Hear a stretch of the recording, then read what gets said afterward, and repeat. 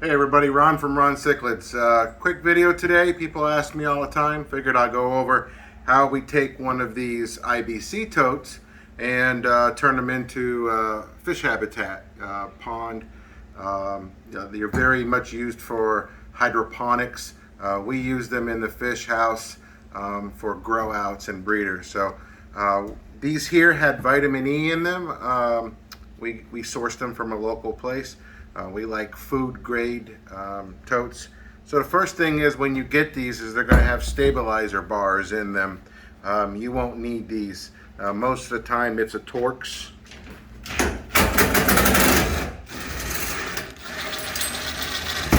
Sometimes they have a bracket on there, sometimes they don't. But you gotta get these off. Gotta get these off first.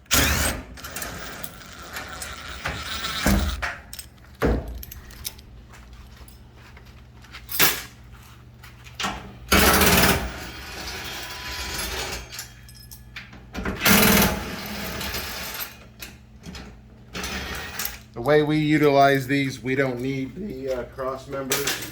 Maybe in your application you do, but I'm going to show you how we do it.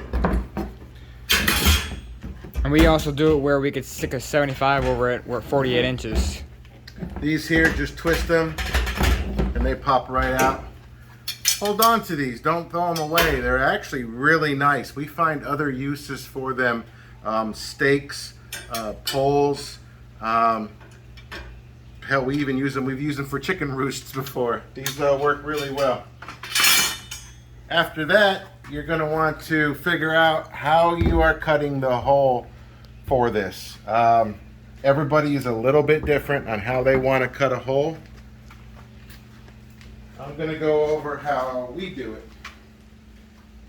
So you're definitely going to want some type of sawzall, jigsaw. I took one over there. Oh, there you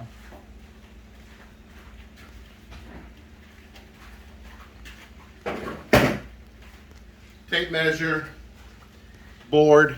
For our application, we're only cutting half of it open because if any of you have ever watched any of the videos of our fish house, we have a 75-gallon tank stacked on top of it.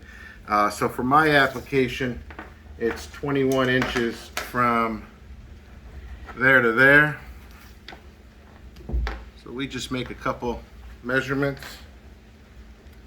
They don't have to be exact, they just have to be somewhat close. And we use a 2x4, 1x4, whatever. And then what we do is we just kind of line it on the inside edge like that. I want a 3.5 inch lip. You guys will see when I cut this out. I want about a 3.5 inch lip. That way the fish can't jump out. Puts a real nice lip, like Hunter just said, on the inside, so the fish can't jump out. Especially if you've homemade filters running in there, it prevents any water from getting out. Just make sure it's nice and dry at the top of the tote. Just take a magic marker.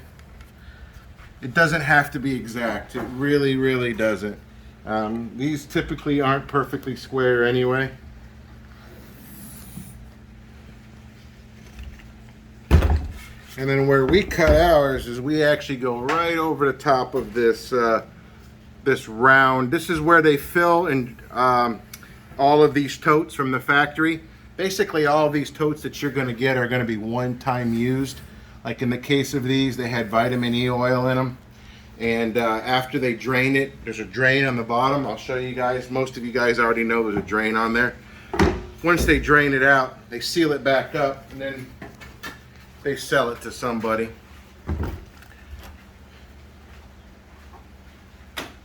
The next part is basically cutting.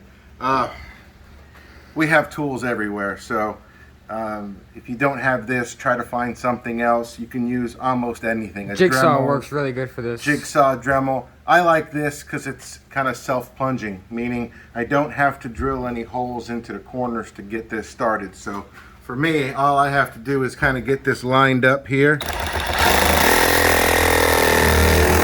and it'll self-plunge.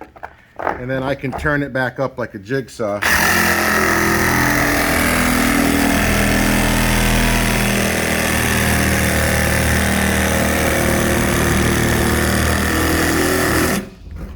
like the metal blade. They last a long time.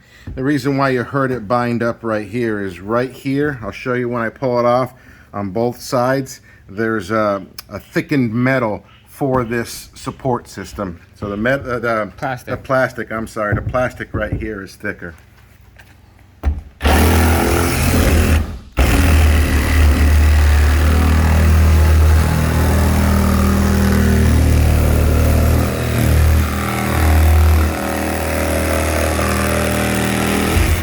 Is there a pause feature? Yeah.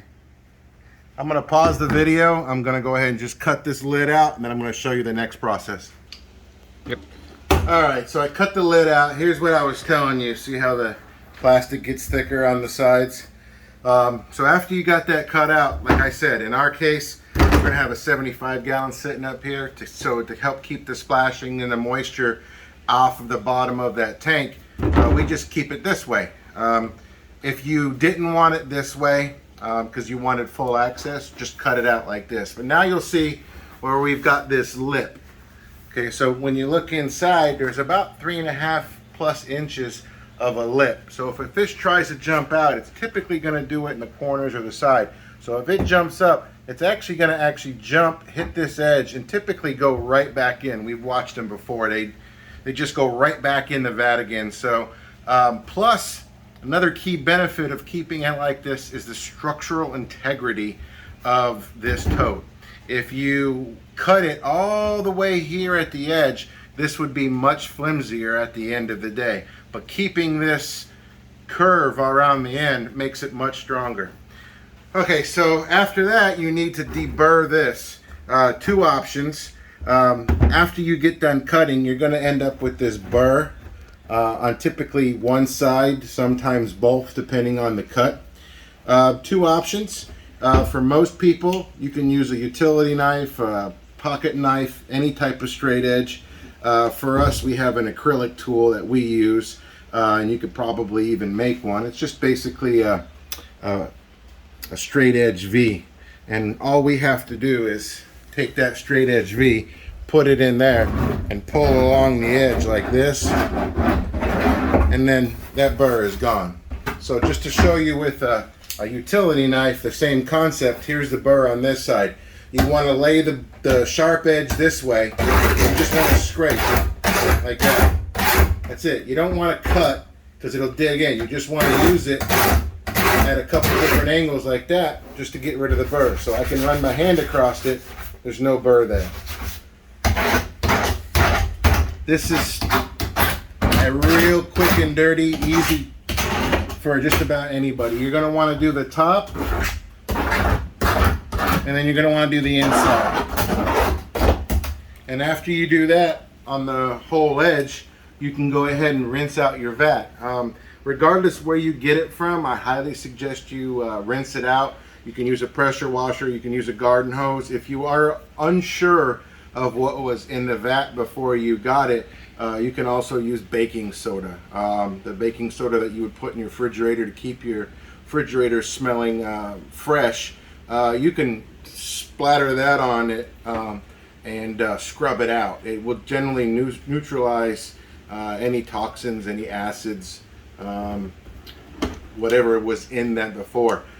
Pay a little extra money and get the food grade ones. They're going to cost sometimes double on what a regular tote costs, but that cost is a insurance policy that you're not letting your fish swim in something that was either herbicides or pesticides or some type of toxic chemical that could leach out in the future. So, and if you didn't buy food grade, make sure you put some dither fish in there. Do not throw all your expensive fish in there right away. And there's a chance that there's still chemicals left in there and you can lose them all. So exactly. We still do it with the food grade ones. We know a safe chemical was in here, but we still throw cheap fish in there just to make sure for a week or two that they don't die and everything's fine. And then we'll put our breeders, etc., growouts, whatever in there. That's a good point. When we first set all these up in the fish house, we just put some manganos in a tote that they all had agave syrup in it. And even though we knew we washed them all out, we put them in there. And those guys were the first 4 fish to come to South Carolina. And we put them in there, as did their fish, just to make sure they were okay. And they were there until we sold them. They were there for many months. They were kind of the stewards of the fish house. So Hunter brought up a great point. Once you fill it up and you got everything running, just put a couple inexpensive dither fish in there for a few days. Heck, we used to just catch fish out of the lake, you know, sunfish type stuff, bluegills, and put them in there. And as long as they were good for a couple days and they didn't die, we would just let them go back in the wild again. But that was a good point, Hunter. All right, guys, just a quick video. I'm going to say goodbye. Thank you, everybody, for your support, and look forward to more videos like this. Have a great day.